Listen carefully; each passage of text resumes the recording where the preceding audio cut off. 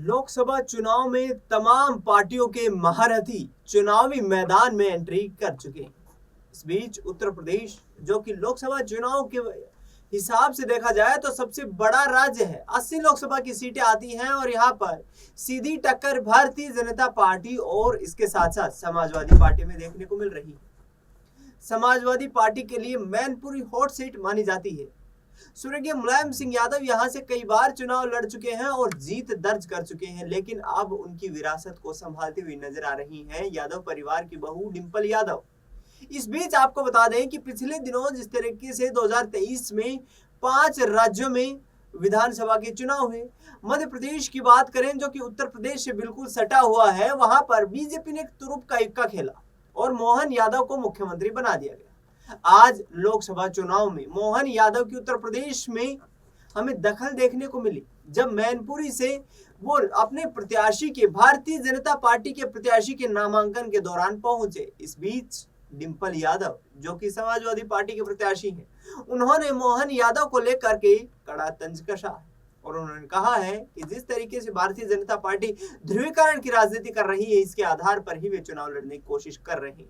मैनपुरी की जनता पर हमें पूरा विश्वास है कि हमें जन समर्थन मिलेगा और लोकसभा चुनाव में हमें जीत हासिल होगी। सुनिए क्या कुछ कहती नजर आ रही हैं डिंपल यादव। देखने को मिलेगा आपको। मेरा पूरी तरह ये भरोसा है कि मैनपुरी के जो लोग हैं, जो क्षेत्र है, वो अपना मन बना चुके हैं। अब किसी को भी बुलाएं, ये अच्छी बात है। आए, दूसरे प्रदेशों से लोग आ रहे हैं तो अच्छी बात है।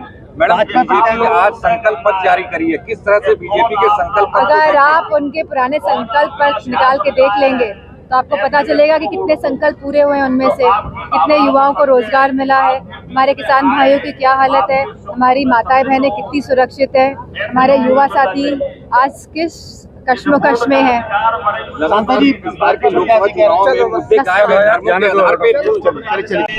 कुछ वक्ता लोग हैं, अपने विचार व्यक्त करेंगे और सभी लोग हमारे जो अभी 1 अप्रैल को प्रिंसिपल पद पर नियुक्त हुए हैं श्री रामकिशोर प्रेमी साहब, उनका शानदार भाषण सुनने के बाद जाएंगे।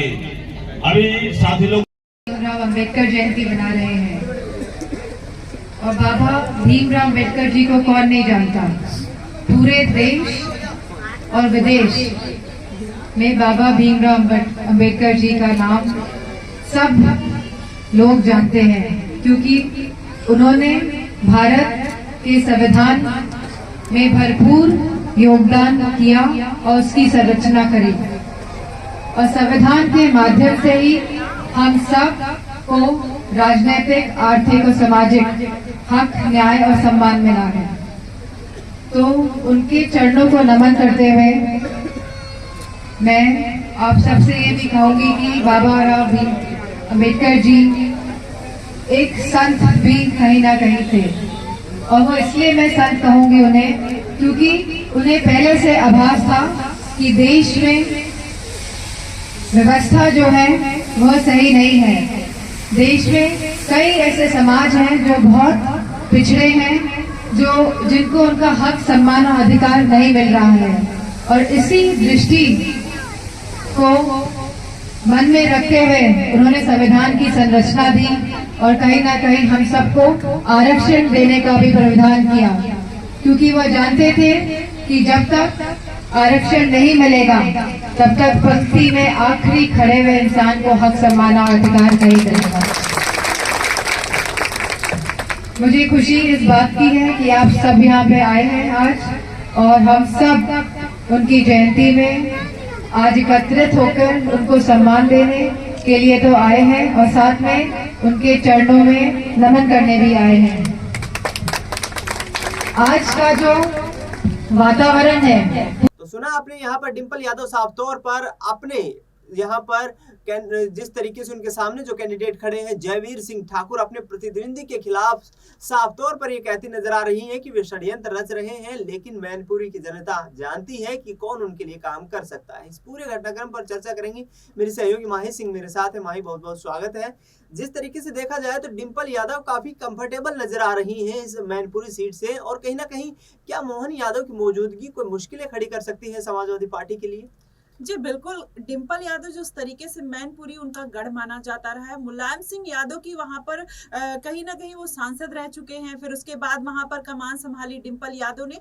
तो इस बार भी डिंपल यादव का जो कॉन्फिडेंस है, वो बहुत हाई लेवल पर देखा जा रहा है। जी। वैसे में इन्होंने इस बार आपने देखा बयान दिया, उन्होंने कहा कि कोई भी आए, कोई भी जाए, मुझे बहुत ज़्यादा फ़र्क नहीं पड़ता। तो ऐसे में डिंपल यादव ने जिस तरीके से ये कॉन्फिडेंस दिखाया है और जयवीर सिंह ठाकुर पर एक तरीके का तंज कसा है कि आप आइए और हमें इस बात का कोई डर नहीं है, हमें जो चुनावी तैयारी करनी है हम उसमें लगे हैं और हमने उसमें एक जीत हासिल करते हुए वो कहीं ना कहीं दिखाई दे रही है। अभी से उनको इस बात का कॉन्फिडेंस है। लेकिन जिस तरीके से मोहन यादव आए हैं, ऐसे में ये कहा जा सकता है कि कहीं ना कहीं उत्तर प्रदेश की राजनीति में मध्य प्रदेश की छवि, राजनीतिक छवि देखने को मिल सकती है। अब ऐसे में मोहन यादव वहां पर वोट मांगते हुए आपने देखा होगा कि पीएम नरेंद्र मोदी लगातार पूरे देश में जितने भी प्रत्याशी उन्होंने उतारे हैं, लगभग हर सीट पर वो जा रहे हैं और वहां पर वोट मांगते हुए नजर आ रहे हैं। ऐसे में अलग अलग स्टेट के भी जो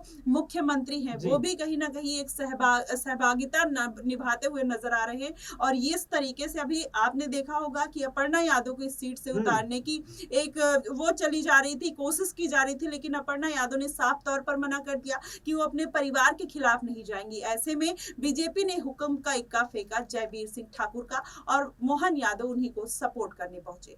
बिल्कुल, कहीं ना कहीं यहाँ पर भारतीय जनता पार्टी तमाम जो राजनीतिक समीकरण है, जातीय समीकरण है, उनको साधने की कोशिश कर रही है और यहाँ पर मैनपुरी से डिंपल यादव को घेरने की भी कोशिशें की जा रही हैं। माही जिस तरीके से अपर्णा यादव का जिक्र करें तो अपर्णा यादव लगातार जो है अपनी जेठानी यहाँ पर डिंपल यादव के व्यवहार को लेकर के तमाम बयान देती रहती है, लेकिन टिकट ना देना मैनपुरी से और इसके साथ साथ बीजेपी के स्टार प्रचारकों की सूची में भी उनका नाम ना शामिल करना, क्या यहाँ पर अपर्णा यादव समाजवादी पार्टी में जा सकती हैं? जबकि शिवपाल यादव ये कह चुके हैं कि यदि पूरा परिवार एक साथ आए तो हमें इस बात की खुशी होगी। जी बिल्कुल, जिस तरीके से अपर्णा यादव गई थी, उनकी फैमिली में किसी का मन नहीं था। मुलायम सिंह यादव ने तब उनको बहुत समझाया था कि आप भाजपा में ना जाइए, लेकिन अपर्णा यादव कहीं ना कहीं फिर भी परिवार से बगावत करके गई। लेकिन जिस तरीके से वो राजनीति में परिवार से बसती हुई नजर आ रही हैं, उन्होंने अभी आपने देखा रायबरेली में प्रियंका गांधी के खिलाफ उतरने को तैयार हैं, लेकिन मैनपुरी से वो कहीं ना कहीं पीछे हटती हुई नजर आई।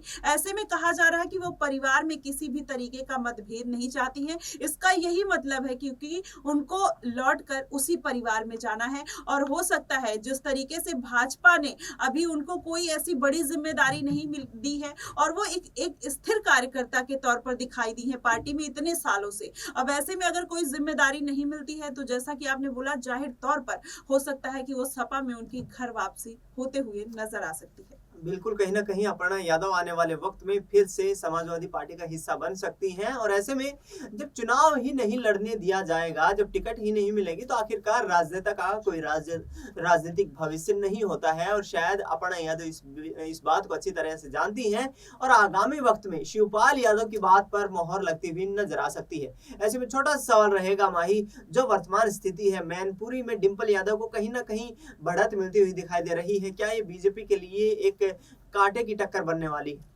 जी बिल्कुल, बीजेपी ने सोच समझकर जयवीर सिंह ठाकुर को जरूर उतारा है, लेकिन मैनपुरी जैसा कि आपको पता है कि वहां पर सपा का गढ़ मानी जाती रही है वो सीट। और जिस तरीके से डिंपल यादव एक्टिव नजर आ रही, उनकी बेटी आपने देखा होगा अदिति भी कहीं ना कहीं इस रण में कूद पड़ी है। तो ऐसे में कहा जा रहा है कि ये सब जो समीकरण बनते हुए दिखाई दे रहे वो डिंपल यादव के फेवर में दिखाई दे रहे। हालांकि बीजेपी ने वो सारे समीकरण बिठाते हुए जयवीर सिंह ठाकुर को जरूर उतारा है और उनमें जनता की पकड़ भी जयवीर सिंह ठाकुर की अच्छी है। लेकिन अब ऐसे में अगर दोनों आमने सामने हैं तो ये आने वाले दिनों में और इस चुनाव में एक कांटे की टक्कर मानी जा सकती है। लेकिन फिर भी थोड़ा सा अगर देखा जाए तो डिंपल यादव का पलड़ा भारी दिखाई दे रहा है। बिल्कुल, यहाँ पर डिंपल यादव का पलड़ा भारी दिखाई दे रहा है। अखिलेश यादव इस चीज को लेकर के आश्वस्त हैं और उन्होंने कहा है कि उत्तर प्रदेश का मैदान हमारे लिए हमेशा से लड़ाई का रण का मैदान रहा है और समाजवादियों ने हमेशा जीत हासिल की। अब देखना ये होगा कि समाजवादी पार्टी